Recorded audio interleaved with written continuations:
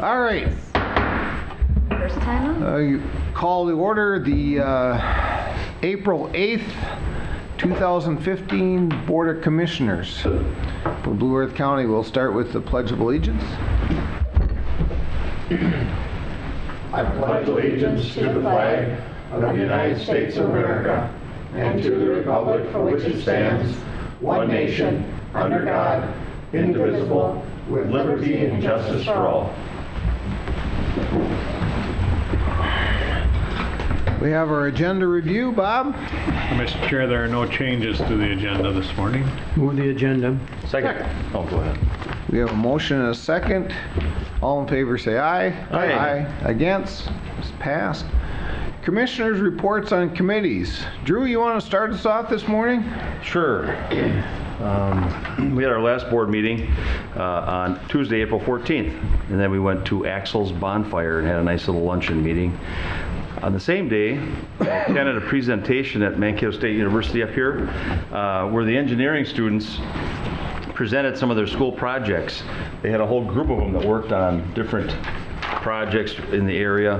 One of them was them looking at the potential of the SMC old site for the guaranteed gravel pit becoming some sort of a park, public use area, and including places where like a little restaurant off to the side of the road and all these different things, and an event center. And so there was a large turnout. I think some of the kids' parents were there and that sort of thing too. And people could ask questions afterwards, and it was pretty interesting to go to that event. That's out there by the Red Jacket Trail Bridge. On Wednesday, April 15th, I attended and participated in a workforce forum. It was just sponsored by the Region 9 Development. And this was at the Intergovernmental Center there. There's a large group of people that met, and from a lot of different backgrounds, including businesses and different disciplines where they worked. We covered a lot of local census data, statewide census data, and we talked about population trends, housing and employment, what we can expect maybe going into the future, and how can we respond so that we can maintain having good jobs and good housing here in Mankato. So that was kind of an interesting meeting.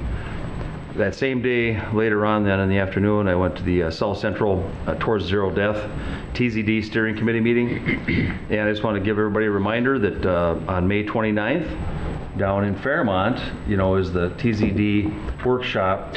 Once a year, our district here, or our region, puts on a workshop. And so it's free and open to the public, and anybody that's interested in going. It actually formally starts at 9 a.m., but if you come sometime between 8 and 9, you get breakfast during registration.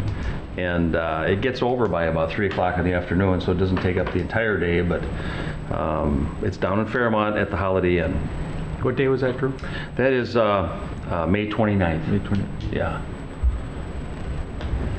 And then Thursday, April 16th, I attended the Greater Mankato Growth Luncheon, where we had the state demographer, Dr. Susan Brower, come, and she presented. She presented both statewide, census and status and trends, and then she also did local, regional things, and then it was opened up to questions and answers, and that was very interesting. And there was a lot of businesses represented there, and that was sponsored through our Greater Mankato Growth, and it was held over at the City Center Hotel. So we're looking at a lot of different, I guess when you get that information, it helps you with a lot of planning and looking to the future, and one of the things that came up obviously is that we still need more workforce type housing. We need moderate housing here in this region, and I think there's still a lot of companies looking to come to this area, and they want to know if we can handle them, and so that's what's going on. April 20th, I was invited to speak by Professor Avra Johnson, excuse me, to a class at Mankato State University, and I just didn't realize how much I enjoyed doing that until afterwards. You missed your calling. Yeah, I don't know. Maybe I should. It's fun molding those young minds. Yeah, molding those young minds. Yeah. But what's fun about it too is the questions that they come up with, and just sharing.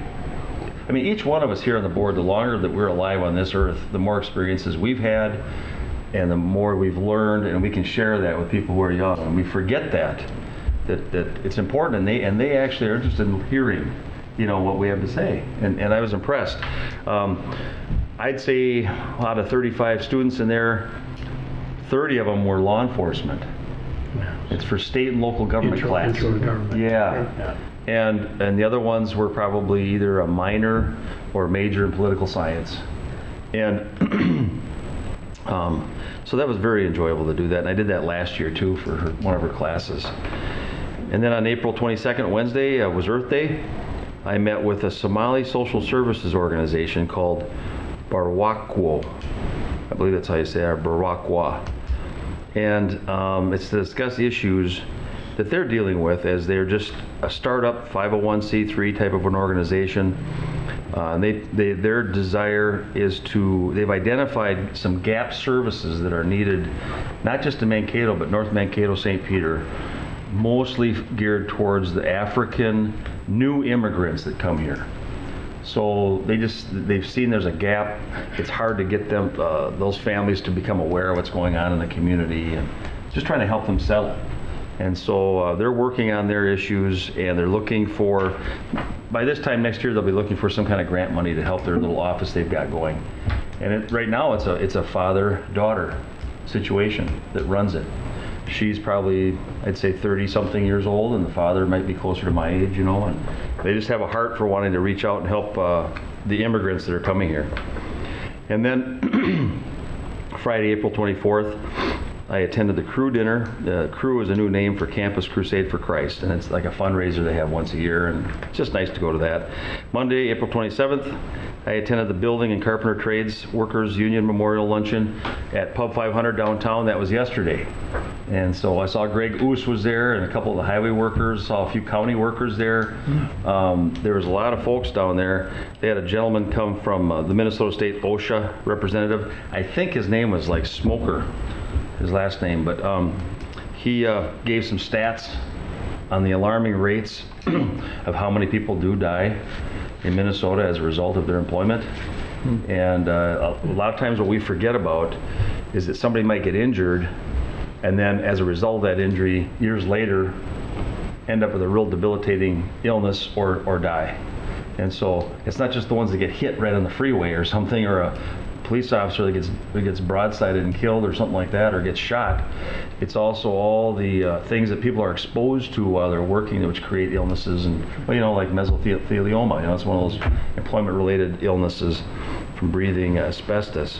So there was quite a few folks there at Pub 500, and Jeremy Geiger, he's a captain on the State Patrol, he presented, and Stacy Carrolls is the president of the Mankato Building and Trades Union. He helps kind of organize some of this, and his father was there, Tom Carrolls, is that his name? Mm-hmm. He's Tom. Yeah, he was there. A lot of folks. You would have known, some of you guys here on the board would have known more of the people that were there than I did, even, but it was a nice memorial event that they have every year. So that's my report, Mr. Chair. Thank you. All right, thank you. Will? Okay. On the 17th, I had the AMC directors meeting. Just some of the highlights. We went over the strategic planning that we're working on there. Got an update on that. Talked about there's a NACO board position available, and there's some interest from a couple of people around the state on that. Talked about the staffing updates. Voted to do a social work proclamation. I think we'll probably talk about that a little later. Went through the schedules for the spring district meetings, and talked about the 2015 annual conference. And then, of course, we're briefed by the legislative actions that are moving through the legislature up there. And on the 21st, Vance and I had a briefing on the community farm. We've got a new farm manager in place there, and looks like things are moving along on that. I was by there this morning, and it's all tilled up. Sounds like they're going to plant it the first week in May. Then that evening, I stopped down. Citizens Academy was at the library, and stopped down and greeted the folks on that. Looks like they're having a good good academy again this year. Then on the 23rd, I had a TDS board meeting. Then after that, I had a TDS personnel committee meeting, and then I traveled to St. Paul for the courtroom security work group. They're talking about how to improve courtroom security. A lot of talk about having the single point entry for courthouses, and of course they're talking about how to get the county boards interested in funding that project, and they're also talking about trying to get the legislature to provide some funding for that. So that continues to be an interesting committee, and that brings me up to today. Okay. Can I ask him one question just for a second? Oh, I'm sorry, I'm not. Is that all right, Mr. Chair? No, I want to cross-examine you. No. Do you remember what position it was with NACO? What position it was? Because I think I read something about that too, but I thought it was just the one that was already filled by somebody in Minnesota.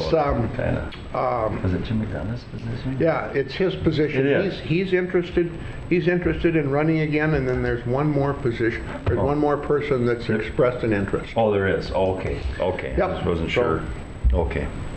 All right. Thanks. Yep. So, After our last board meeting, I actually had a relatively light last couple weeks, but I was out to Luray Township with Deputy Moore, and we're just talking about some road issues they're having on some of their township roads, and we're just kind of asking for some assistance from the county as far as what we can do to help them out with road restrictions. Then I was over at Danville Township talking about some ditch issues. We have a project over there that we're going to be restoring a dike back to the original height, and the Danville Township has got some township roads that might be affected, might not. So I took Chuck, the engineer, with the project over there. We tried to answer any questions we could and try to alleviate their fears of what was going on, but it should be relatively non-eventful for them. But I think they felt a little better that we were there and visited with them about it. Always interesting to go to these township board meetings because those old halls they meet in are very old. I'm glad it was a little warmer, but the Danville Hall, that's a really old, neat old building. So fun just to get out and see those. There's heat in it, but we didn't need the heat that night. But it's an old building. Then I was out looking at several ditch projects over the last couple weeks with the farmers getting in the fields. That's getting to be pretty popular. Then I had my executive meeting for MVAC, and everything's going along really well there. The food hub's getting wound up and rolling really well. Amanda's doing a great job, and that brings me up to date. Okay, Mark? Okay, Mr. Chair, see, April 15th, I went to People's Express Personnel Services, had a leadership seminar, and the proceeds went to Partners for Affordable Housing. That was up at MSU. It was broadcast a little bit. I don't know if it was advertised. Maybe some people didn't catch it. Of course, it was during the day, and a lot of people that were there were young professionals that were in the business community. But why it was really cool that the money went to Partners was one of the presenters, and it was all on telecommunications. It wasn't on a screen. It wasn't people weren't there, but because it had Dan Aykroyd was in it, and one of them was Liz Murray, who authored the book Homeless to Harvard. oh yeah. I don't know if you heard of that. It was a bestseller book. I have to admit I didn't know much before, but her presentation was like she was actually in the room. And she talked about her parents being both, she was white, but her parents were both drug addicts kind of from the early 70s. And her and her sister grew up with it, and they both, at least so far, I assume the other sister, she seemed to be really smart. She made it through school, and she must be, I haven't finished the book. But the gist of it was that despite all this, she made it through, and she got a scholarship from New York Times to go to Harvard, and she's in her grad school right now. But I actually think it's a good tape, and it's tape that to get a hold of it for people that work in county government or social services, because one of the things she said was, if, you know, people that were in this predicament, you know, especially kids, may not be a fault of their own, a moment, a time of kindness, of just understanding and kindness would help.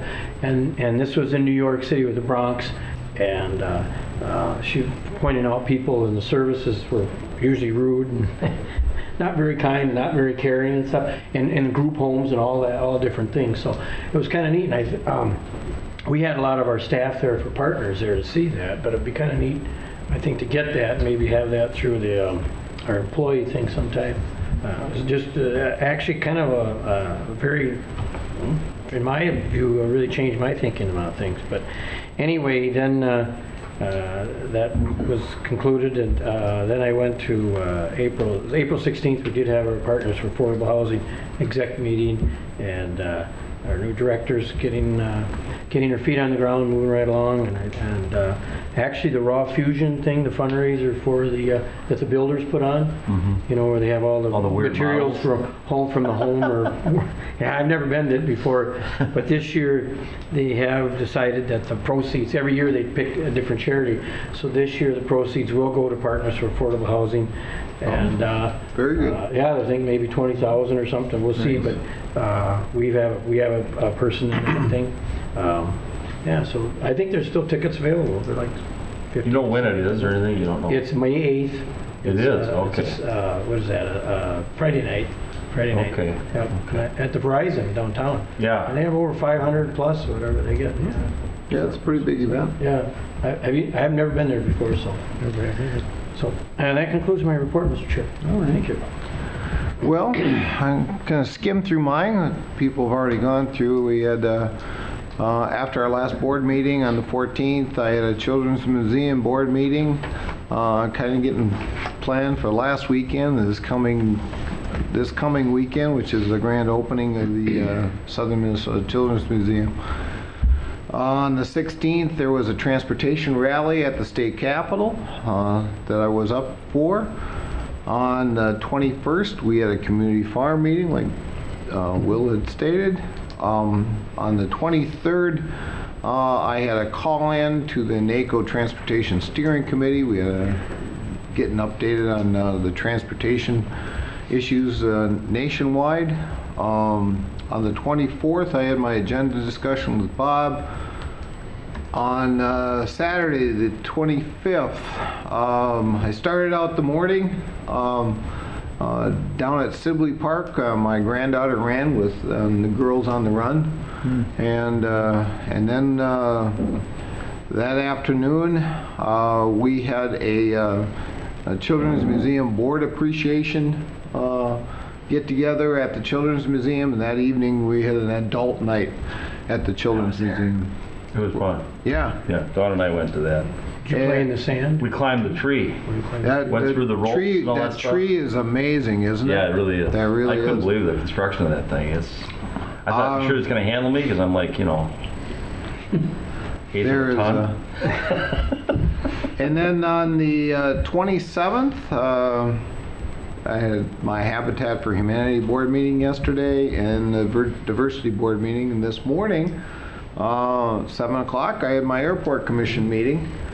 And the last half an hour, actually it lasted about an hour and a half this morning. I didn't get out of there until 8:30. We talked about the air show coming up here in this summer, so which is going to be an amazing event. I mean, the Thunderbirds will be here, and along with numerous other programs, shows going on. So should be a lot of fun and great for the community. Nice.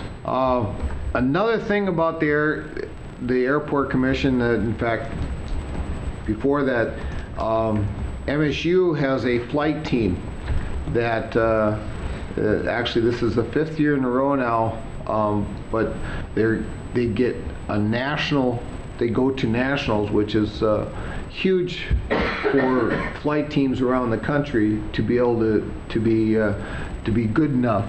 And so we had their flight team that came and talked to us, and that's really shows a lot for the Mankato and Blue Earth County area that we have a flight team that's good from this area. It really shows off the Mankato area. And that's it. We'll go right into environmental services. Scott?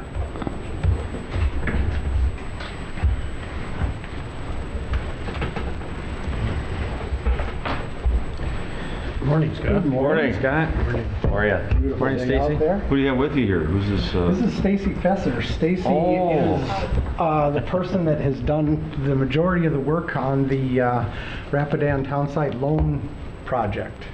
So I thought Stacy can come up Thank you. and answer any questions that you might have on that project.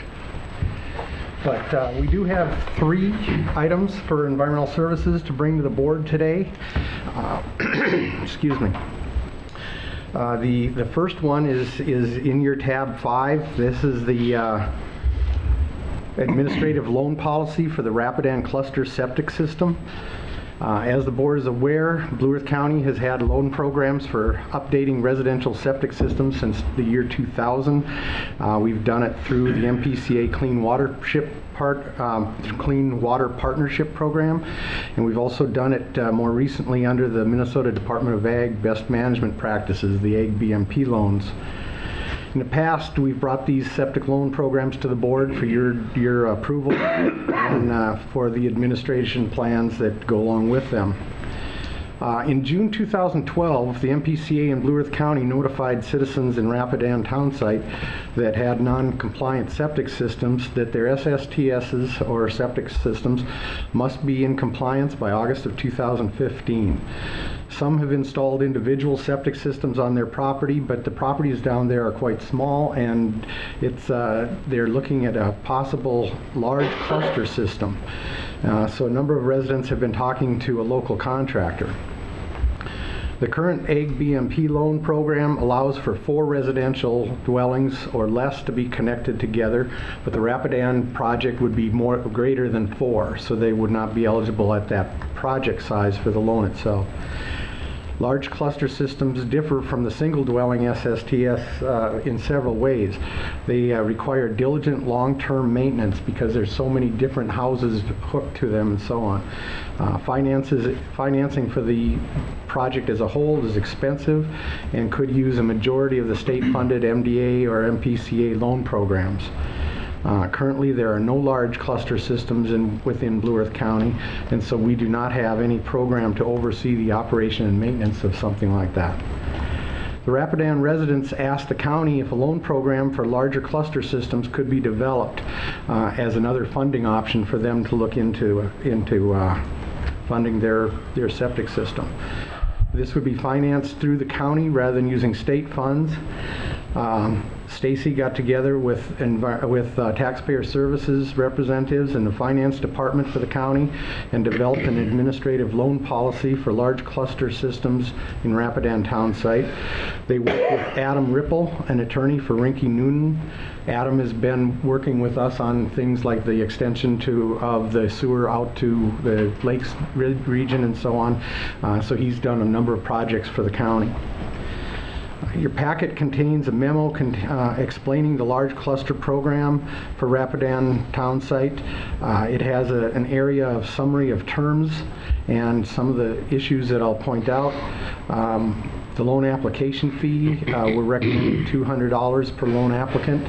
This is slightly above the $150 that's currently charged for people, but we do require ownership agreements and so on that would be quite time consuming for us to work on. The interest rate is 4% fixed annual rate. That coincides with the county's ditch and small cities loan programs. The security, the loan will be a lien recorded and assessed against the property. The repayment would be over 10 years with property taxes, and it would require an ownership agreement, basically to show how they're going to work within the group for the continued maintenance of that facility. Also in your package, you've got the proposed administrative policy for the loan program and a resolution for county board consideration to adopt the administrative policy. I'll move for resolution. Second? Got a motion and a second. Any questions, concerns? Go ahead, Drew. Just one thing I wanted to bring out. We had a nice discussion on the phone yesterday, Scott and I did, about this. And so by adopting this, we're also, in a sense, encumbering $450,000, which and so that account will be there. It's a new thing. And so I'm assuming it's just going to ride along at 450 and until if we at some point, if there's that many more cluster systems in the county, we need to make it bigger. But will the money go back into that program then as it's getting paid back? Will it go back into that account? That's a question I had. I didn't know if... I don't know if that's been decided yet, but it could be considered a rotational, where the loan money goes back in and then can be used again. Yeah, I didn't know. I think what we'll end up doing is creating a liability for the owners of the properties, and so those loan payments will go back against that loan that we've issued. Okay. Whether it's used as a revolving loan Yeah, I didn't fund, that I guess can be decided if we have further requests, because this particular policy is limited to the Rapidan. Just the Rapidan. I saw that. Yeah, I saw that because I know that at one point there was a few people like down in Garden City that were thinking about doing something like this, and I didn't know if that's ever come out, if they needed to do that, but... And Scott and I had discussed that, and I think the recommendation from staff was to keep it focused on Rapidan at this point, and if we get further requests, then we can look at revising the policy. You'd have the mechanism in place. Exactly. It'd be the template. Yep. Now, there's 6 people that have expressed an interest in this program, is that correct? There's 6 people that have put their down payment towards the cluster. I don't know if all of those 6 are interested in this loan program. And we're going to restrict it to 10 homes on each cluster, is that? There is no restriction. Right, so this is a larger than 4. Larger than 4. And I think that would make sense, just to leave it Okay. to that'll be at the discretion of the staff then. Yep, okay. Making the system work, right, Stacy? I mean, if the system worked, the system works, so. Right, I mean, we can, the designer can design it for any number of homes. Right. It's just a matter of taking that into consideration and planning for it. Wasn't the deadline that by the end of this year we wanted to have everybody sort of have a plan and have it kind of on... They have to be updated in Rapidan according to the MPCA requirements by August of this year. Wow. They've had 3 years to do it, and prior to that, they had more time. It isn't like they haven't had time. No, I know that. I just remember reading that there was a deadline that they were trying to meet. Right. And so, anyway. Commissioner Purvis and Pete Otterness and I met with Rapidan Townsite in 2012 or even maybe 2011 and worked out the 3-year agreement with the PCA and the Townsite people. Okay. And they've been on the radar for the MPCA for many years. For over 20 years, yes. Yeah, I know. When I came on the board, it was even discussed when I came on the board, some of the water quality issues that were going on. Yep. But I think it's a good thing, because they tried to work it out. It became creative. Whenever government can be creative and come up with something that's somehow beneficial to the people out there, and make it workable, because it's a little more affordable for them than it would be if they... Exactly. And like you said, some of them can't even do it because their yards are too small. Right. And this offers them another option. They have other funding options. They can go through their own bank and they can go through other options, but this just provides another basis for them to look at. Thank you. Thank you for all your hard work on this. Thanks, Stacy. Thank you, Stacy. Well, if there's no more questions or concerns, all in favor say aye. Aye. Against? It's passed. Thank you, Scott. Thank you very much. Thanks, Stacy. Thank you, Stacy. The second item we have for you today is the Ponderosa Customer Service Scalehouse Building Bid Award. That's tab 6 in your packet. As the board's aware, over the past several years, the county board, the county administrator, and environmental services have been discussing a building out at the landfill. It would be a customer service scale house building. It would replace the current mobile home that's now used as the scale house. It would also include a larger open area type of warehouse area for various solid waste activities. The planning process and the building have been presented at several county board workshops for your input and direction. And we've come down with a plan, and some of the building components for the final design include precast concrete construction for long-term durability, free-span construction so that it's much more adaptable for future needs, in-floor heating, floor drains with a tank to contain any leachate, fire suppression system, roof structure capable of supporting possible future solar panels. The scale house part of that building would include easier building access for customers, drive-up window, and severe weather shelter for staff and visitors. The main building plan includes drive-through area for the general public. Public would no longer have to go down to the landfill itself to dispose of their materials and fight with the large trucks down there, or even go into the landfill. They would go just into the concrete floor and be able to dump. It has loading docks for the removal of stored recyclables, appliances, and electronics. Roll-off containers to load the waste for transport down to the landfill, areas for storage of recyclables and tires, appliances, electronics, and then adaptable to other future recyclables that we may find, such as mattresses that we've talked about in the past. And one of the things that is possible would be room for a materials exchange area. That's like our product exchange area at the household hazardous waste, where you take good usable materials, put them out into this, and somebody can take them and take them home and fix them if they want to. The final engineering estimate for that building was $2,465,000. In March, the building project was put out for bids, and the bids were due back by March 25th to Environmental Services. 7 construction firms submitted sealed bids. The bids were opened and read publicly. Robert W. Karlstrom Company Incorporated from Mankato provided the low bid, $2.235 million. That's $230,000 under the estimate. Engineering consultant reviewed their qualifications and finds them qualified to do this project. A resolution for the county board consideration to select Robert W. Karlstrom Company to construct the customer service scale house building for the Ponderosa landfill has been included in your packet, and Environmental Services would recommend that the board approve this resolution. What are the wishes of the board? So moved. Second? A motion and a second. Any questions? I have a couple comments. I know it seems like we're just going through it and boom, we're just going to approve it. You know what I mean? We spent a lot of time talking about this. That's what I want. I need something said. Yeah, we didn't just go through this. Because the general public watching a movie, watching a video clip or something, well, how can they approve a $250,000 building and huge project and they didn't even talk about it? But yeah, we've been talking about it for how long, Scott? About 3 years, a little over 3 years, and Bob and everybody. I mean, and the plan started out at, was it under 200,000 or I can't remember? It was under 300,000. Under $300,000. We didn't bring that up. Yeah. And it was going to be like a pole barn, wasn't it? Right. It was a different building just to take in waste. It wasn't going to recycle, and it wasn't going to be real convenient for people. It would just get them out of the landfill.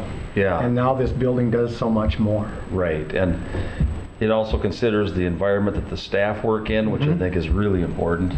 I can just think back, I just want to share for 2 minutes, think back to my first experiences working with the Ponderosa as a young man, dumping off some things down there. And the trucks passing you on that road coming up, these huge trucks and big clouds of dust would go by and you go, oh my, hang on to the wheel, and you get down there and then you think, well, it rained last night, I don't know if I can get out there.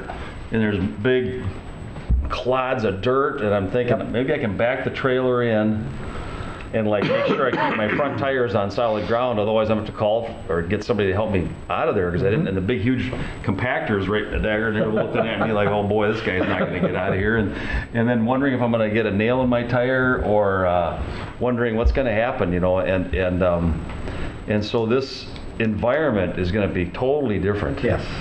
When customers, when residents of Blue Earth County go out there, I mean, it's just going to be unbelievable. Very It's going to be such a big. We made it less of an adventure, though. But you think about the safety. And Scott and I were talking about some of this too the other day. Let's just say you get a nail in your tire. and then you're cruising back home with the trailer and the truck, and all of a sudden your tire blows on you, and you're like, go off the road, and I mean, just the little things that could happen, you know. You probably shouldn't have any business being down there unless you have a huge multi-ply tire anyway, but those kind of things are going to be almost non-existent with this new process. And people maybe in the general public might not totally understand what it's going to be like, but you know, it'll be pavement that they drive on the whole way and get into the building if they need to dump their items. Things will be sorted. I mean, this is going to be totally different. We're going to be compliant with recycling things much more efficiently, like you mentioned, and safety. Proper storage of appliances and electronics and things like that will all be accomplished. Right. It's just a wonderful thing, and of course it's mushroomed out into something a lot more than we thought. Just a wonderful thing. Yeah. I like that. Well, I think the other important thing to remember. That's county government, right? The other important thing to remember that most of this is getting funded out of our recycling fees. That's the other thing. And the Ponderosa, which is an enterprise fund anyways. I mean, very little of so it doesn't come out of our general property fund. taxes. So Yeah. that money's been set aside to do things like this. Yep. And I think it's in the best interest of the county for the future to invest in projects like this. Although the project has grown a lot, but the scope of this thing and what it's going to do is beyond us. Well, I think, we're looking down the road, and we have recycling. The more we can do will help, obviously, keep the longevity of the Ponderosa going. So I think it's all. I don't want to have to cite another landfill in Blue Earth County. Why am I? Well, and I don't think our population is getting any smaller. No. Is it? No. So I mean, this is just going to be a plus. Yeah. And the waste in the Ponderosa has grown. When we took over the Ponderosa about 20 years ago, we took in about 20,000 cubic yards a year. Now we're up about 45,000 cubic yards. With all the recycling we do. With all the recycling. Imagine if we weren't recycling. Part of that is because other landfills around the area have closed. Right. So we're getting waste from farther out and so on. But So this is one yes, more it's step. when you've got a landfill right now, it's important to save as much space as possible. Yeah. Well, thank you for all your work on it, Scott, and your staff too. Yes. All right, there's no further questions. Got a motion and a second. All in favor, say aye. Aye. Against? It's passed. Robert W. Carlstrom will be building this one. Yeah. Building. Great. Now, is there something to do with cement or anything that they might be postponed? Yes, the cement, because of a fire in Mason City, Iowa cement plant, and because of some of the draws of the buildings, such as the Viking Stadium and the Walmart Distribution Center, cement is kind of at a premium. We will immediately let the Robert W. Carlstrom people know that this is so that they can. This is done by the board so that they can get their spot in line to get cement. Those panels have to be made, and so they need to be able to. They needed the board to approve this project before they could go ahead with that to order those panels. They'll be able to do that, and we'll know about what the date is for them to be delivered. And so it's all dependent on the cement. All right, thank you very much. The third item we have today is for tab 7. It's this Ponderosa Cell 12 bid award. Airspace at the current Cell 11 at the Ponderosa landfill is becoming limited right now. We need to build another cell to continue accepting solid waste. The proposed Cell 12 was a 2.53 acre expansion of the current landfill disposal area. Its estimated capacity is 201,000 cubic yards and will be constructed to meet all requirements, both state and federal. State statute for solid waste construction projects allows counties to enter into agreements without going through the bid process. This is because it is so important to hire well-qualified contractors to do liner systems and to construct landfills so that we avoid potential environmental and financial costs for inadequate work. In 2001, Blue Earth County built Cell 5. That was the first cell constructed after the county purchased the landfill. A request for proposal process was used at that time to select a contractor for that cell. Competitive proposals were solicited from several contractors with landfill experience. A request for proposal was issued, and Borneke Construction won that bid at that time. They were a local company, but they did have a great deal of landfill experience as far as construction of liner systems. Since that first cell, construction agreements with Borneke have been negotiated. They've successfully built 8 additional cells out there for us, and they've always done an excellent job and have been highly respected for landfill construction. For Cell 12 construction in 2015, we met with representatives of Borneke Construction, asked them to submit a proposal to construct Cell 12, but also to provide earthwork for the customer service scale house building, if the board passed that, and to prepare some stormwater controls and improvements at the site. Including the earthwork at the customer service building is important because there's a lot of material that is down below that needs to be moved up top, and that's up top needs to be brought back down for foundation work and so on. So that one contractor doing both those projects was very efficient for the costs. Borneke's bid for the project is $869,709.60. The bid was analyzed by our engineering consultants at Foth Infrastructure to compare it to the engineering project estimate, to compare it to unit costs for previous cell construction at the Ponderosa, and to compare it to other projects that Foth has designed recently. Foth concluded that the bid is comparable to the previous construction costs for similar work.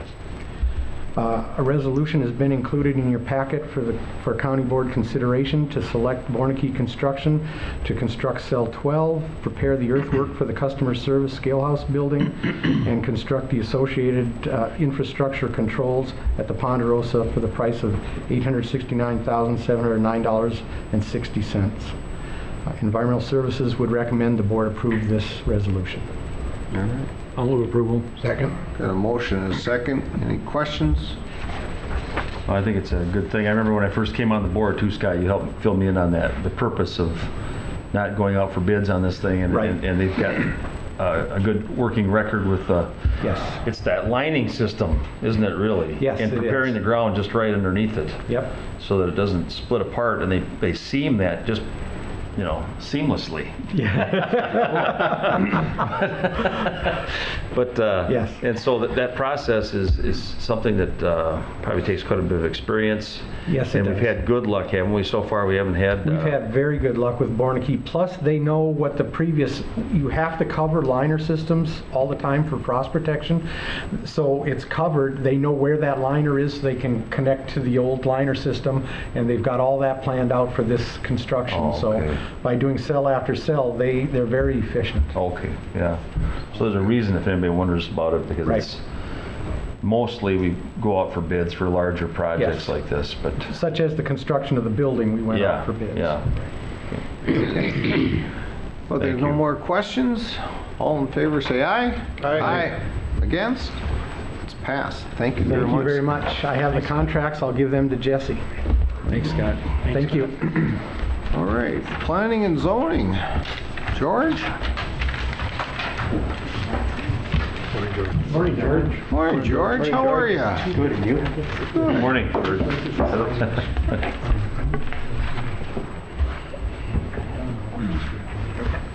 Go ahead. Thank you, Mr. Chairman. PC 05-15 is a request from Phil Miller. It is a request for an after-the-fact conditional use permit for the placement of more than 500 cubic yards of fill to create a raised elevation for the planting of trees and shrubs to act as a windbreak. The site is located in Lot 1, Block 2 of the Jones Ford Crossing subdivision, which is located in part of the southwest quarter of the northeast quarter of Section 27, South Bend Township. The property is zoned conservation. Mr. Ifa presented the staff report. The applicant was present and had no comment. There was little discussion by the Planning Commission. Members of the commission agreed with the report provided by staff and agreed with the conditions recommended by staff. Following the discussion, the Planning Commission voted unanimously to forward a recommendation of approval of the request to the County Board, and the board action is resolution. I should mention that we do not have a new full-time staff member. Mr. Afa is our intern. Okay. The wishes of the board? So I'll move Public the, hearing, public hearing. Public hearing? oh, it's public hearing, that's right, sorry. All right. We'll start our public hearing. Anybody wishing to speak on PC 0515, please come ahead and go ahead. Hi, I'm Phil Miller. I'm the one that's... Phil, you want to step up here? Okay. Yeah, I'm the one that's I had the dirt and stuff brought in. I got a access road to Forey gravel pit that adjoins my property, so we just had, kind of in the lieu of this road and stuff and the gravel pit opening, we discussed some different berm and stuff options on either side of the road. So I had a couple different friends of mine put some people together to line up some dirt, and they started bringing dirt in for this berm. Sure. And I didn't realize that it would be, an issue as far as after this fact of. But all I'm trying to do is just screen that road off there. The dust carries and the noise and stuff from them trucks. So I got the dirt there, and I just need to get an okay to get me a dozer in there and get it knocked down level and get some trees and stuff just to screen that road off, All right. the semis and dump trucks and stuff.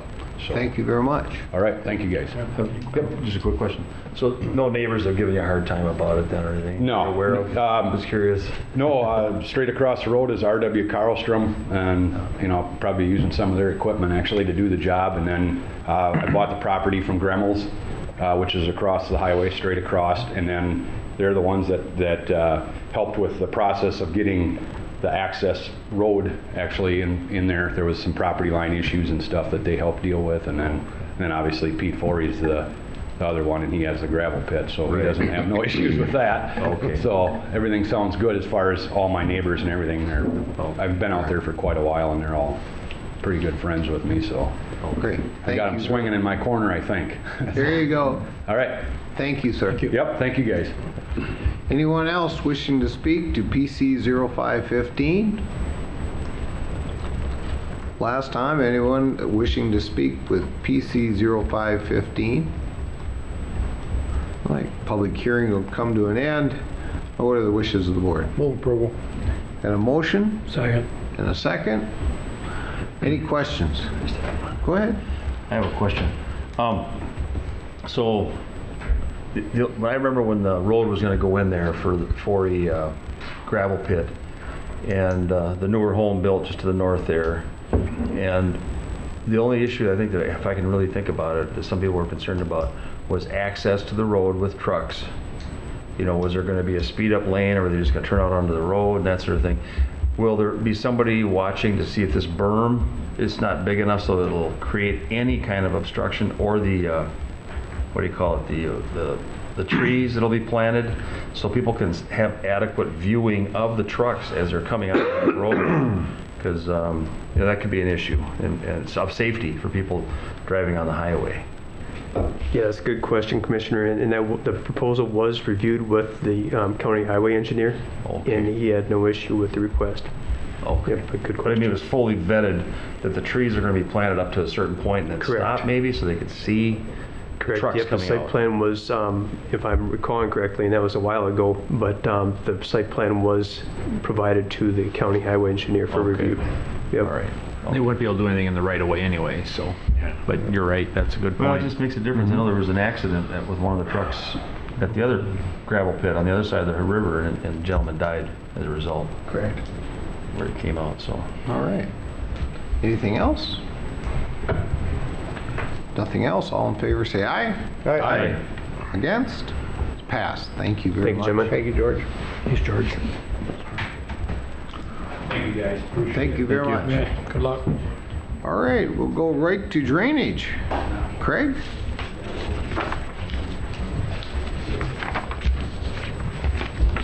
Hey, Craig. Morning, Craig. Good morning. Okay. Today we have 4 inspector reports. 2 are pretty much cut and dried. I guess any comments would be probably on the first and the last one here. The first one is County Ditch 35, in which we are had sloughing issues consistently for many years. We're doing an experiment in one small spot to see if that kind of alleviates the sloughing in the future here by removing a lot of the weight on the bank, kind of removing that. So, and that costs a little less than $1,000 an additional cost of the entire project. And if it works, maybe something I want to do for the rest of the ditch or something on that. So.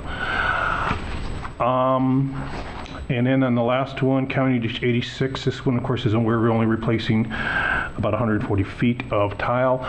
We did do test holes throughout the, various parts of that branch, especially since the landowner was actually system tiling the field, so it worked quite well for the contractor to do a couple test spots. And the tile is actually, the rest of the tile seems to be in some good clay, and yeah, even if there's cracks, it was still holding up pretty well. So I'm not recommending just replacing the 140 feet that's collapsing at this time. Okay.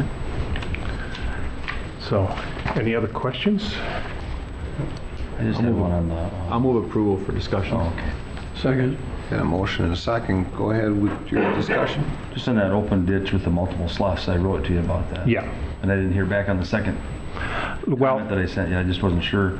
As far as putting in a two-stage ditch, of course, that would cost somewhere between $300,000 and $400,000. So that For that portion it would? For that, just that 1 mile portion. I didn't know that. Yeah. The cost of moving it was almost $200,000 in 2002, and that's just moving the ditch. And of course, if you do a two-stage, you're actually even widening it even further. Yeah. So just quick estimate, somewhere between $300,000 and $400,000 to do that. So that's still an option, maybe in the future, but we'd have a lot more work before we want to look at that option.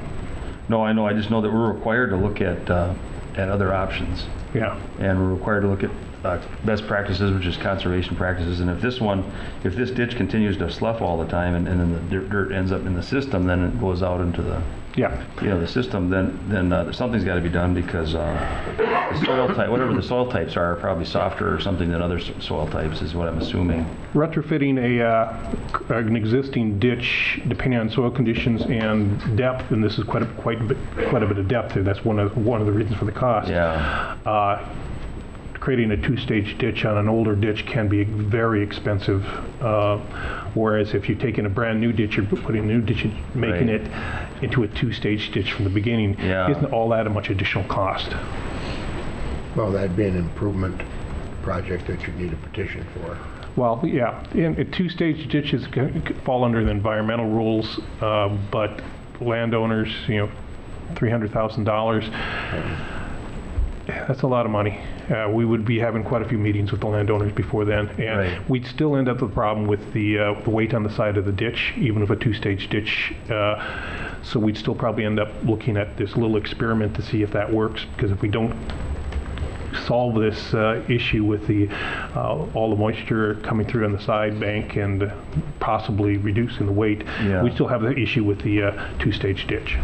So right now, you're just going to remove sort of the weight of the slope. That there's a berm almost on top, is what I'm assuming. Is that kind of what it is? There's like a berm on top. Yeah, and we're trying to reduce the weight. So right now, what's happening is it's basically squeezing a portion of the ditch out into, and that's what's causing the slough. And I have some pictures. It looks kind of strange, but that's that's pretty much what it's doing. Good project to watch. We have other areas that, if that works. If it works, yeah. I know. What Mother Nature does with these is almost makes them into two-stage ditches. Yeah. I mean, that's kind of what Mother Nature wants to do. Yeah. They want to kind of have it slough down in and then have a stream in the middle. Sometimes they go back and forth inside the ditch if it's big enough. And then, I mean, that's what I've read and I've seen. To make this viable two-stage ditch, we have to widen the bottom considerably, and that means basically moving the ditch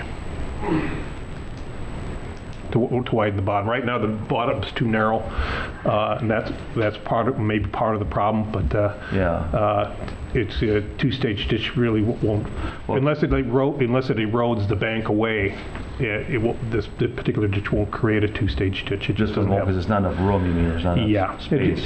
Certain ditches, we have certain ditches that are naturally creating a two-stage ditch all by themselves. Yeah. County Ditch 86, there's a portion of JD 9 over by Eagle Lake, Madison Lake area. Yeah. They're naturally just doing it. So we're looking at those as probably saying, okay, maybe we should kind of enhance that and let them become two-stage ditches, or make change our way we do repairs so it actually enhances that. But there are other ditches, no, it's due to soil conditions, it may not be, you could maybe do it, but it'd be very expensive.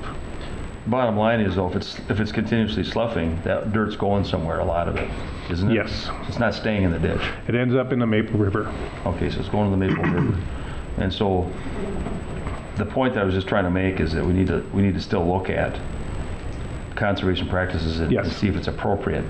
Yeah. You know, even as a board, we're supposed to do that. And so that's why I was asking about it. Yeah. You know, and in major projects, we do that in all our major projects, And even at some of our minor projects, we look at placing, maybe it'd be better off putting land into a program. We've made that recommendation many times on some of our tile replacements. Yeah. Yep. Okay. Anything else? All right. All in favor, say aye. Aye. Aye. Against? It's passed. Thank you very much. Well, we have one more item. Go ahead. Okay. We have some bridge replacements, and it's been policy, at least since I've been here, that we bring these before the board at some point. Quite often it's for the board just to basically approve that, or just notification that we don't feel that a full hearing is warranted. In the case of there's significant changes to the landowners to the ditch system, we would require a actual hearing for all the landowners in the system.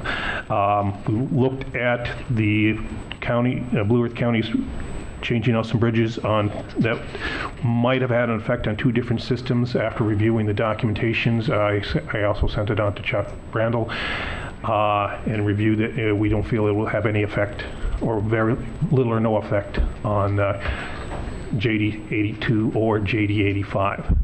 So what we're recommending is that the motion to accept the ditch manager's recommendation supporting Erickson Engineering's report in regards to the replacement of the culvert on Judicial Ditch 82 and as part of County Ditch 144 road project on Bridge 90581 and 90582 replacement project. Move approval of that. Second. Got a motion and a second. Any questions? Same elevation, same capacity. Yeah, it's a different style, but it just happens they have stock box culverts that have very, very close to the same capacity, so it worked out very well for on JD 82. Okay. Drew? The only question I had was, these two ditches, which is 85 and 82. Yeah. And I tried to figure it out on the map. There's no name on there for the streams that they hold. No, there's no name. I mean, eventually they go down into a named. They both end up in Willow Creek. Okay, Willow Creek. Yeah. And my question would be, what about these ditch systems? Are these systems on any kind of a radar for needing to be rebuilt in the near future? No. Has there been complaints regularly about 85 and 82? So that a redetermination of benefits would cause some kind of an improvement project? Redetermination was recently done on both ditches were actually major repairs on both ditches. Okay. So that was that's done. About 5-6 years ago. Okay, good. Because I just want to make sure. Otherwise, there might be a recommendation, for changes, and then you're going to have to get a different kind of bridge there or something. You never know. flow changes or something. No, it's the bridge here is right around. Is at 1 inch drainage coefficient is what our recommended design is for new open ditches, and that's what the bridge can handle at. So the new bridge and the old bridge could handle that, and the new bridge will handle that on County JD 82. So okay.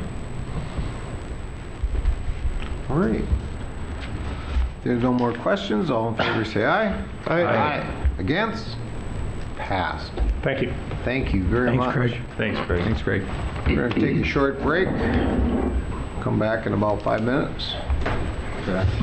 We are ready for you. The Phil and Jay Show. Yes. Or should I say the Jay Show with Phil? No. Yes, you should say it that way. Dr. Phil. That's the correct order. Phil, you must just be the warm-up band for Jay. Huh? Oh, that's for sure. There's no doubt about that. That's the truth. Oh, boy. All right. Thank you. Well, go right ahead. Thank you, Mr. Chair and Commissioners. I do have several action items to review today. The first of those being under the Supportive Housing Unit, U.S. Department of Housing and Urban Development. It's an agreement between Blue Earth County and HUD to finalize our funding to be used for rental assistance for the chronic long-term homeless participants. There's a 2% increase in this grant from the previous cycle, totaling $139,787. The term is actually May 1st of 15 through April 30th of 16. The second section is South Central Community-Based Initiative, and one item under that section as well, and Alliance Healthcare. The purpose of this is to provide employer of record services for specialized employees. We have 2 advanced practice nurses under this contract, and we're also adding a part-time eligibility worker from the Financial Services Unit.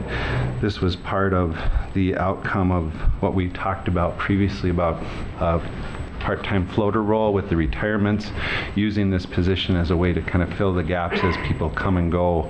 And we've had several retirements already. So we're using this employer of record contract. It is a renewal contract. The rates are unchanged. The costs are consistent with the average market rates.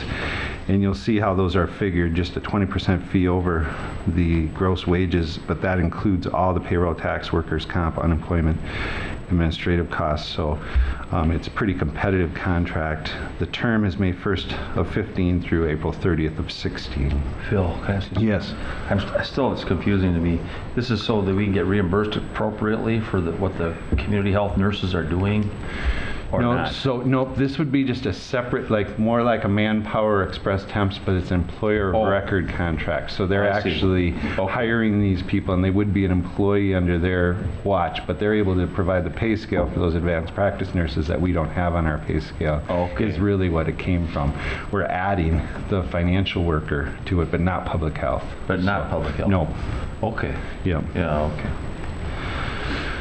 And now into public health, though, we do have 3 contracts, I believe. The first one is Department of Health Ebola grant. It really is regarding our emergency preparedness duties. The grant enables Blue Earth County to prevent and prepare for responses specific to the threat of Ebola in our community. The amount is $2,500, so it's not a large sum of money, but we'll take all the help we can get.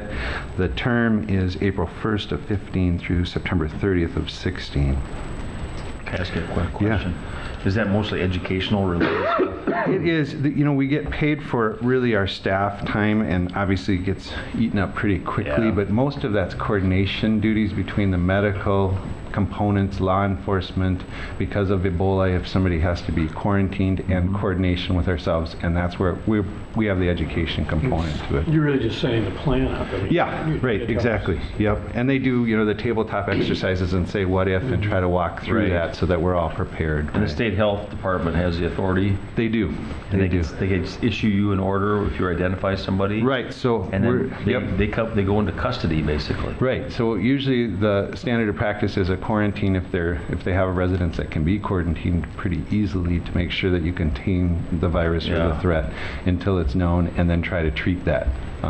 Absolutely. If they need hospitalization, of course, we've seen some of that on the national news. That's much more involved.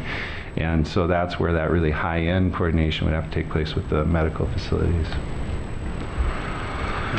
Next item, Minnesota State University Mankato. This is also related to emergency preparedness. This grant agreement, or it's a contract really, is just to agree that we can use MSU Mankato facilities, if and when available, to provide short-term shelter in the event of a community disaster on a larger scale. The agreement is March 1st of 15 through February 28th of 2020, so it's a long-term standing agreement we're looking to have with MSU. And there are no specific rates or exchange of money as part of this agreement. It really is a preparedness response to make sure we have facilities in case there's a need for large-scale housing or any kind of, like when we did the flu clinic. That becomes the whole plan with our emergency services. Right. So yes, yeah, absolutely, with Mike and others. Eric Weller. Last action item is Minnesota Department of Health eliminating health disparities.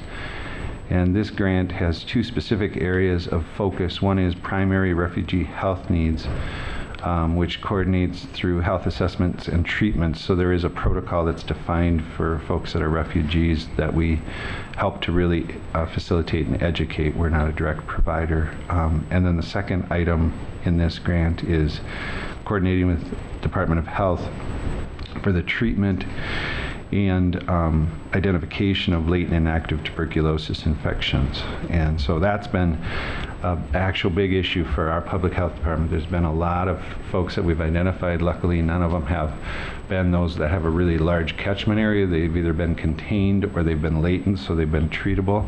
But the incidence of TB has been higher than ever in the last couple of years. So it's been a big issue for us. Again, a very small grant award amount for the amount of time we put into it, but we again will take all the help we can get, and the grant amount is $3,396, which is actually a very big increase from previous, but still a pretty small amount of resource. Term is June 1st of 15 through April 30th of 16, and that's what I have for action items today. Is it two grants or one? It's one grant with two components. That's it? Yeah. Okay. Yep. Okay. Are the wishes of the board? Move the presented items. Second. A motion and a second. Any questions? All in favor say aye. Aye. Against? It's been passed. Go ahead with your informational. Thank you, Mr. Chair and Commissioners. Some informational items here just for your review. The first, pretty straightforward pie chart on substantiated vulnerable adult investigations from 14. And you'll just see some of the trends or how it breaks out along the right-hand column, the different areas that can be our finding for any vulnerable adult investigations that we do, and the corresponding percentages of what the concern is. I will just point out two things. Obviously, the neglect issue, self-neglect, somebody becomes in a place where they're not able to care for themselves. That's the most common thing that we deal with, but you see all pieces of the pie in at least these, 5 areas are pretty well represented. The financial exploitation, which I think the board is very aware of, has been an area that has really grown dramatically and become very complex. We have one case that I think staff has figured at 80 some hours already they have into it, and that's just our part, much less the law enforcement part as we coordinate those and look at criminal charges and obviously work with Pat's department as well. The incidence of that has been really growing, and so the 22% that you see here is a significant increase from the previous year, and I think 15 will show another increase on top of that. So those are very hard things, and as we know, very complex issues to investigate. It takes a lot of different kinds of expertise. The pie chart, what's that mean, the 1 and then 11%? What's that mean, let's say, under neglect caregiver? I think that's the 1 underneath it is the amount. Well, I'm not sure if I am sure of that 4. I am not sure, Commissioner. That's a good question. Yeah, I was looking at the percentage. That's the total number of cases. Well, that's what I thought, but it seems light. Yeah, that's what I hesitated on. I was going to go there, but I have to look into that. Yeah, that's because I think the case numbers are higher than that. I might have the statistics. Yeah, because 55. Well, no, you might be right, Bob, because they said there were 9 substantiated reports, so that's Okay, probably yeah. right. That's 9, yeah. 483 reports, 55 open investigation, 9 substantiated. So these are the substantiated ones. Okay. Let's break down. Thank you. Good. So it's sad that there has to be any, but I'm Right. just saying it's nice, that's nice that it's not. Right, overwhelming numbers. Yeah. Right.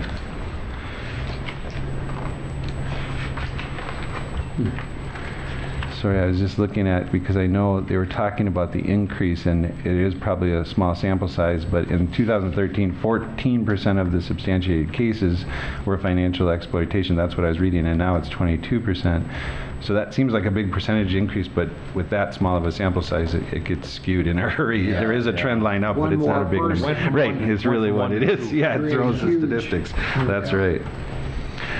The next series of slides regard child protection, and you'll see this first one has a trend line from 2008 through 14, and a breakout of the different reports, the number of open assessments, how many family investigations we have, and those are the more traditional ones that usually involve court process. How many cases where we actually determined maltreatment, and then the family assessment, and that's the one that we try to come alongside the families and work with them and don't necessarily bring all those cases into court. The increase you'll see under the open for assessment column, 2013 202 and 2014 237. So a pretty significant jump there that gets spread out over the other columns. The next slide is child protection family assessment and investigations. We've always had, a higher incidence of trying to do the family assessment approach. You'll see that there's been a roller coastering of this, and with a lot of the attention that's gone to making sure that we're being as careful as we can be to assure safety, we see this trend line probably moving some again into the future and probably reversing some of the trends that we saw of 2011 through 13 and 14, where there were more family assessments. The investigations you'll already see in the last 3 years have started to creep up on a percentage or a cumulative basis.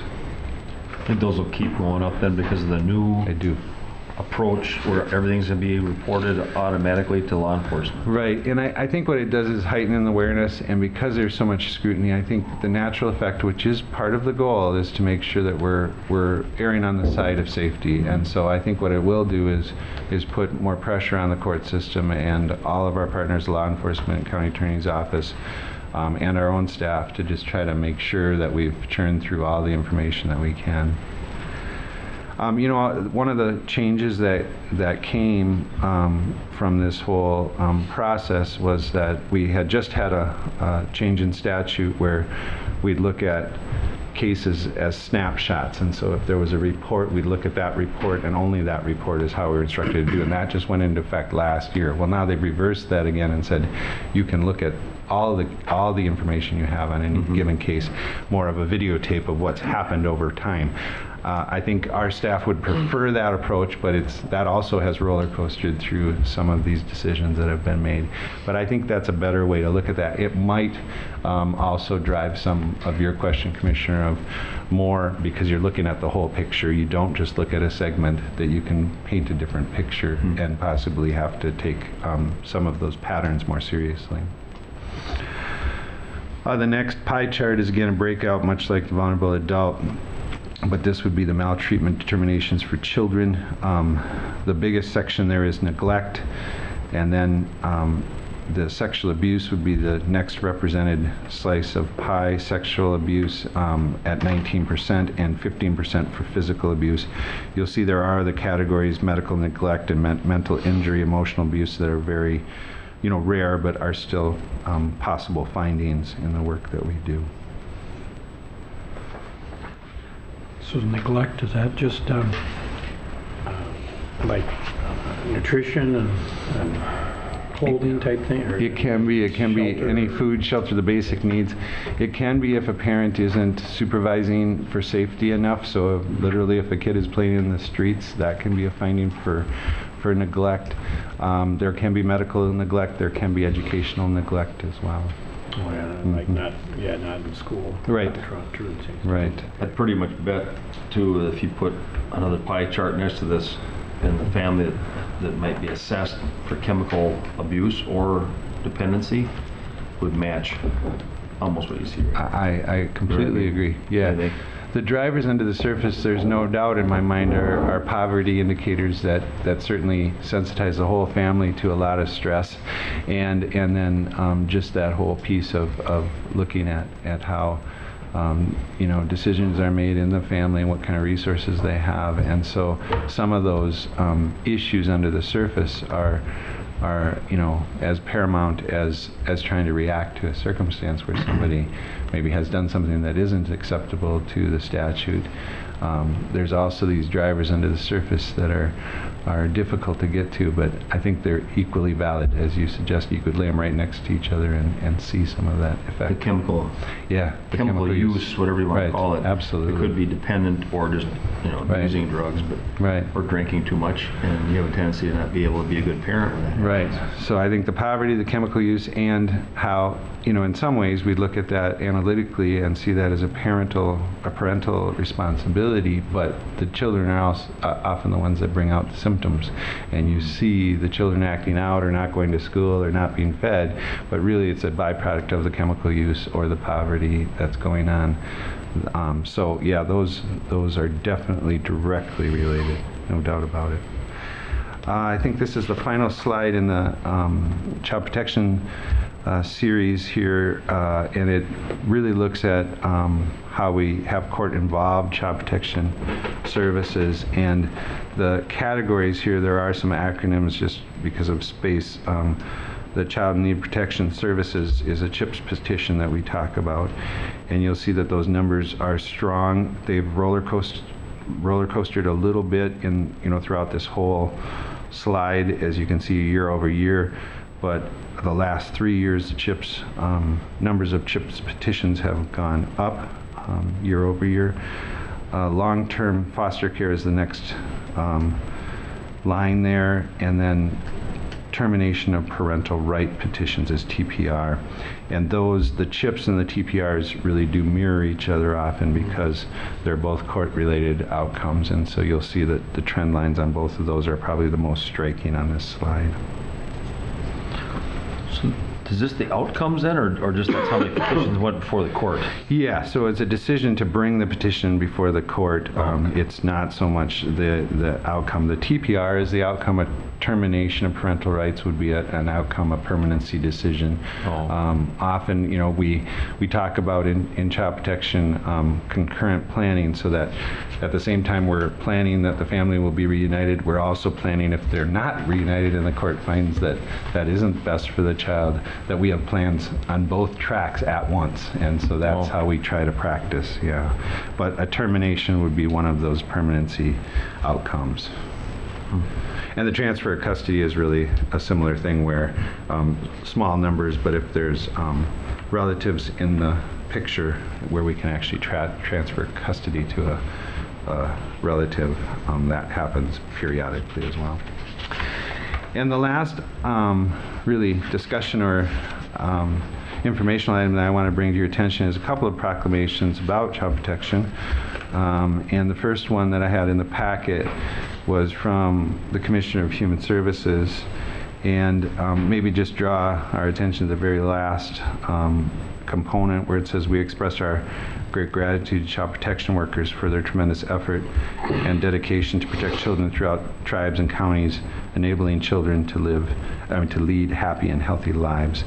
I certainly concur, as I am close to these people that work very hard in this trench, and I think this extra media attention, it cuts both ways. It's really good because it kind of resets our base and it makes us take a good look at everything, and we welcome that accountability. And in the same way, sometimes it feels like some criticism that it's hard to defend and you don't want to be defensive in our approach to that. And so I think the staff have felt all of that. Certainly the staff in some of the counties that have been under the magnifying glass, I think, really feel that. And so I think there will be ripple effects for this effort into the future that I think will be both good and also ones that we want to manage.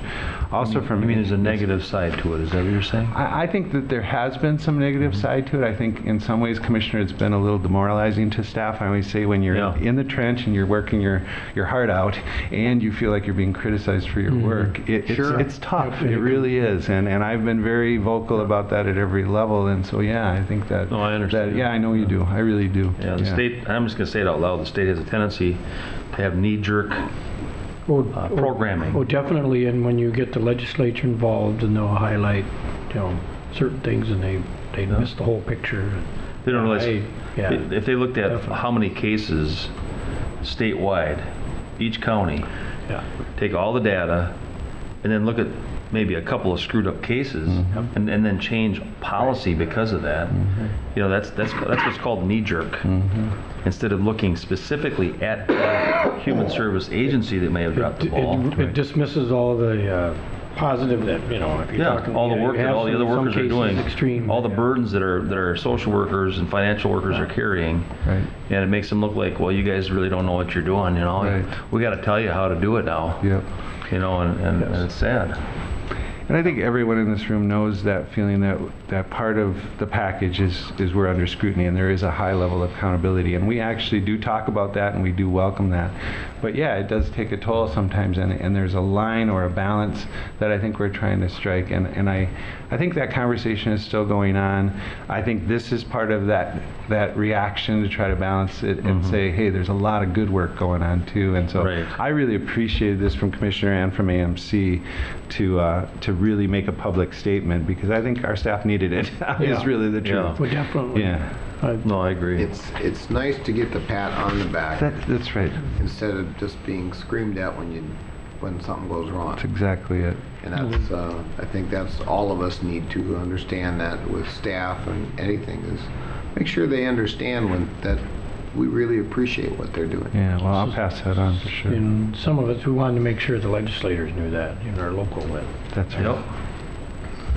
Well, I appreciate that. I maybe won't go through any of the more detail, but I did want to recognize the AMC one as well, just because you guys are very close to this and part of this. And I think they do a very nice job at the end of the proclamation, talking about what our discussion just was and the balance there and the dedication of the staff. And we really appreciate it, and we appreciate the support that this board gives us as well every day. And there's times that you go through some hard times, and that's part of the gig, but we appreciate your daily support for the work we do very much. So thank you for that. And I hope, as the human service director, and I'm sure Bob, too, you guys work together pretty closely, I know, but you feel that you're backed up, you know what I mean, so that you can back up your employees, because that's right. Worst thing is if you get, you all of a sudden you buy into this kind of thing, and then all of a sudden, the employees are thinking, what's going on around here? I mean, they got to know that you've got their back, kind of, as the director, I think. Right. And as long as there isn't something weird going on, there's nothing to worry about. Agree. At all. And I was very happy to bring this forward to our attention, just to make more of a public light out of this, because I do really support their work, and I do want to make that a public statement. I do think that connection with all of you it makes it even stronger, and so I don't want to come up short in that they know that we've got their back. Absolutely. Yeah. Thank you. All right. Jay.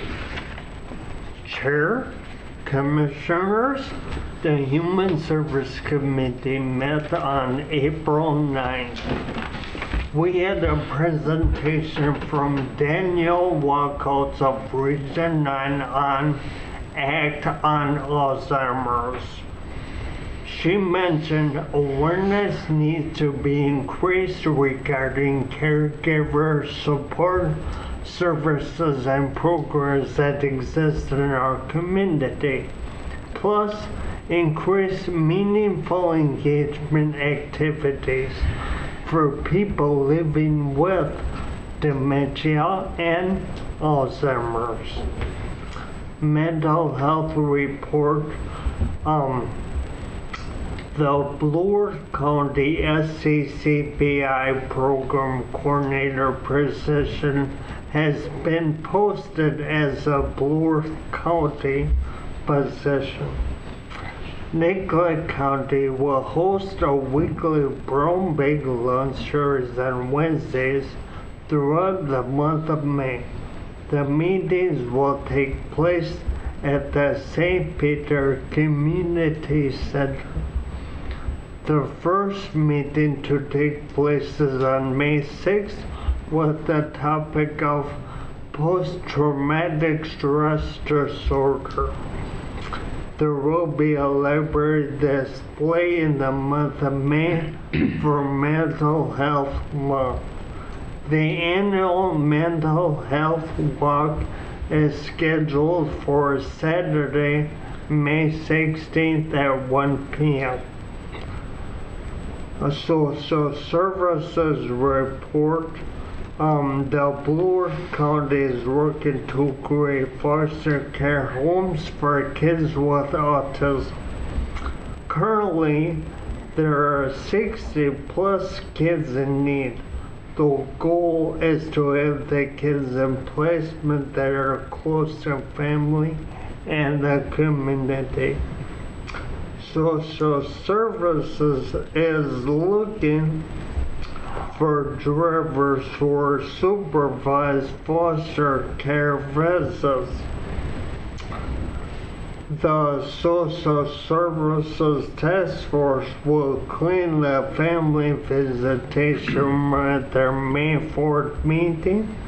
This includes sanitizing the games and toys in the room and doing a general cleaning of the entire room. Thank you. Thank you, Jay. Thank you. That just topped off the whole thing, Jay. He trumps, doesn't he? He trumps in. That's right. Do you have any comments about this demographer coming? Anything Well, on it? we're just kind of excited about it. I know that the city had sponsored a similar event with a different demographer. This gal actually has some background in human services, and so that really helps us. We've heard her before. She, for an anecdotal side, is kind of quirky funny, so I appreciate her delivery of how she talks about sometimes a drier subject. But we're very interested in, when we do strategic planning, and we're neck deep in budgeting right now, is trying to understand what those trend lines will be. And so even like when we talk about our front desks at Human Services, if you look 5 years out, there's some things we just can't do that way anymore. We've kind of, done it with some baling wire and duct tape, and sometimes have one person, trying to cover the desk and different things like that. And we have to really be smart about how we plan. So that's our interest in it, and we are kind of excited about her coming and just seeing some of those trend lines. I think we've seen some really strong growth that it might plateau a bit, but I'm interested about that in particular, is what she talks about as she projects it forward over the next 5 to 10 years. Very good. Thank you very much. Thank you. Where's the mental health walk at? Do you remember? It has always started at Ray Burlinson Park, but I don't know if that's true this year, Commissioner, so I can check that just to make sure that you're not Thanks, Jay. at the park by yourself there if you don't. Had that happen before. Some of us have walks. I will look into that and Yeah, I'll get- put it on my does, Jay? calendar. Sounds good. Noah, Not sure if I can make it, Noah but- has other words. Is that remember? Center Methodist? Maybe so. Does it start or end there? I think that's Downtown? Yeah.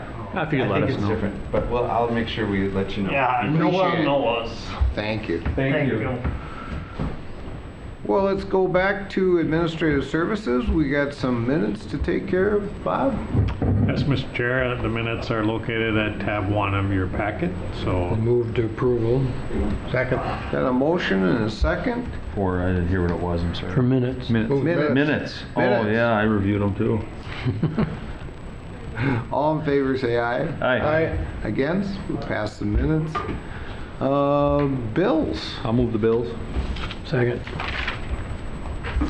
Got a motion and a second. Any questions? I have just a couple Okay. quick ones. That's two, towards the right? end here. Huh? No, thanks. Oh. Let's see. I cleared some already with Bob, but there's a ZAO group at the very end of week 1, the very last one almost, contingency capital for $7,802, and I don't know what that's about. I was just curious kind of what that was. I just, That is some fiber cable that was relocated at the intersection of Highway 22 and Madison Avenue, so it's For the part of lights? that 2014 reconstruction project up there. oh, it wasn't for the lights then. It just says fiber relocation. Oh, okay, all right. And then INS Group received a payment of $42,832. I was just wondering what their work was for. Week 1. Still in week 1. Yeah. Sorry.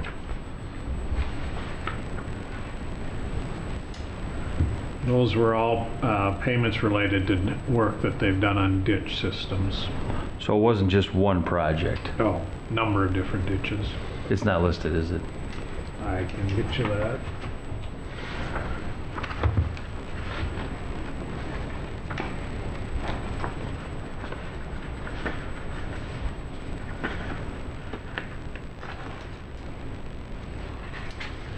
Let's see, 1,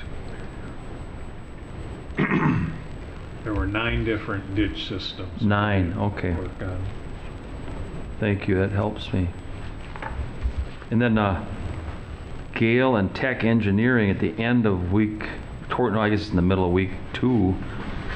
There's a public works consultant that got $16,000. I was just wondering, Gale and Tech Engineering, what we needed to contract out for that we couldn't do.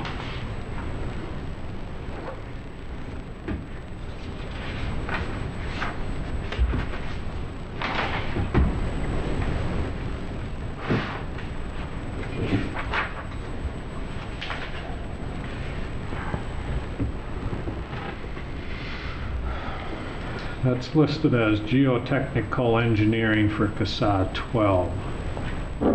Oh, like probably borings and that sort of thing probably, or what do you think? I don't know. Probably, and maybe some soil conditions, erosion control types of efforts. Okay, that's probably something we can't do ourselves. I mean, I don't know. We can't do geotechnical, can we? I don't believe so. Okay. And then there was a payment to Olmsted County for membership dues of $1,000. I was just curious what we're a member of with Olmsted County. Treasurer, under Treasurer, Olmsted County. Those are emergency management dues, so our regional emergency Oh, sure. management. Okay, yeah, we all work together on that. Thanks a lot, Bob. Okay. Anyone else? All in favor say aye. Aye. Against? Bills have been passed. Human Resources. Mr. Chair and Commissioners, item number 3 in your packet is the Human Resources Department agenda. We have one action item this morning. It's renewal of our health insurance with Blue Cross Blue Shield of Minnesota effective July 1st through June 30th of 2016. We are proposing a 9.9% increase in our health insurance premiums. We have had high utilization experience for the last 18 months, although the utilization has come down some in 2015. So the 9.9% increase is actually a little less than what Blue Cross recommended. They were recommending a 15% increase, but as we looked at the data for the last 4 or 5 months, we're seeing a little bit of reduction, so decided that we would recommend 9.9% increase. Okay. How much is that in terms of dollars, roughly? Big. Well, the impact to the county budgets will be about $500,000 if we implement that starting in 2016. The way our budgeting works, we're already committed to a certain recovery from the department budgets for the rest of this year. Because this plan is a mid-year plan renewal, we don't see those increases from the departments until the next calendar year, but this will impact the employees' cost for mostly family coverage. There's one of our insurance products that the individual or single coverage will have an increase as well associated with it.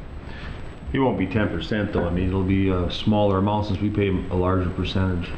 No, it will be the 9.9% increase to those premiums. Oh, it will? On your portion. So our lowest family coverage cost will go from about $308 to $338 a month. So about a 30% or $30 increase. The range goes from the $338 to $778 a month for the employee cost of family coverage. Now again, single coverage is no cost to our employees with the exception of the double gold plan, which will have about $120 a month premium attached to that. Right. And so when this happens, Bob, then do you look at, are we getting our bang for our buck from Blue Cross Blue Shield? I mean, does that come up as a discussion item? Do we look somewhere else? We meet with the representative from Blue Cross each year as we get to our plan renewal. We do go into the detail in terms of the utilization patterns. We did have a number of high cost utilization employees or family members, so our experience has just been very high.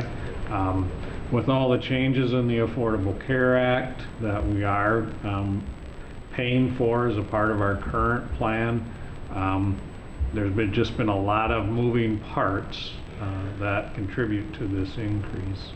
How much is from their end? I'm just curious, because their rates have probably gone up too, haven't they, for their contract? Well, we're self-insured, so we don't see, their commercial products. So we don't know what they're charging us, you mean?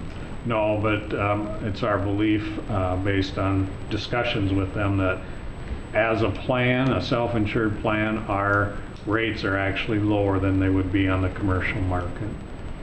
Just because even though with our higher utilization recently, our utilization has been low in comparison to those commercial markets. Yeah. I suppose this could stimulate some discussion too to see if the unions want to negotiate a higher deductible to get lower rates in the future, or something like that. I think we will be having more discussions with our unions, maybe in the next round of collective bargaining agreements, because we know we have the excise tax or the Cadillac tax that is scheduled to go into place in 2018, and so we are going to need to spend some time with our unions on health insurance going forward. Wow. This is not only Blue Earth County, but everywhere is seeing a drastic increase in health insurance. So we've been fortunate. We had 3 years where we did not have to increase our premiums. Last year we raised it 5%, this year 9.9%. So if you average it out over the 5 years, it's not too bad.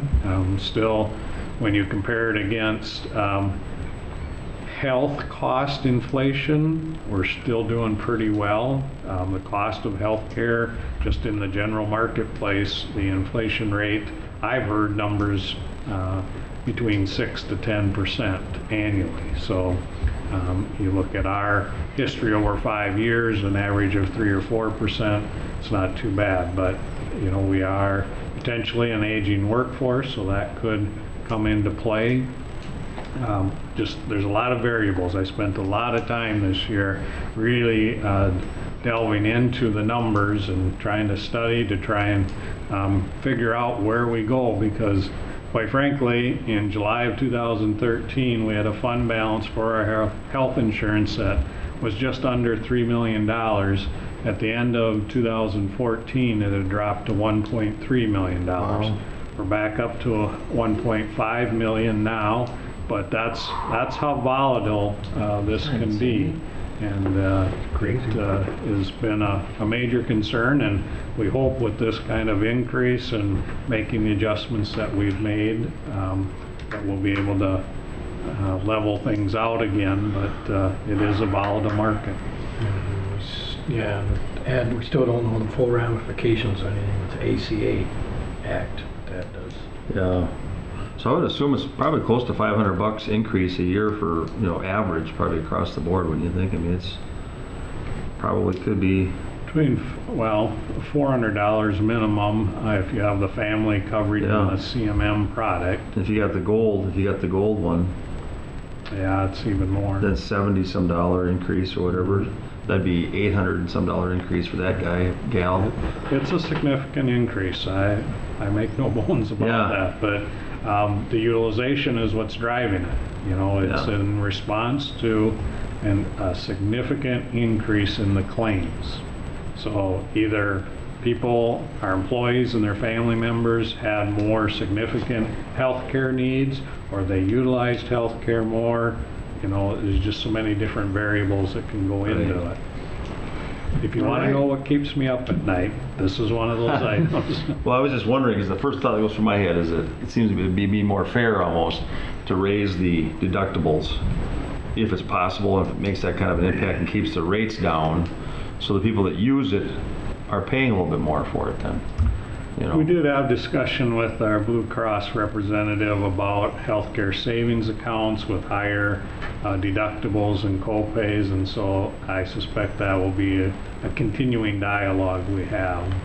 Right now our collective bargaining agreements dictate that we have this base plan as our core plan, and everything kind of feeds off of that. Until we negotiate something different in terms of that base plan, we are somewhat limited in what we can do. Okay. Well, there's no more questions. All in favor say aye. Aye. Against? Passed. There are a couple of informational items on the Human Resources agenda. We have hired a waste and recycling technician.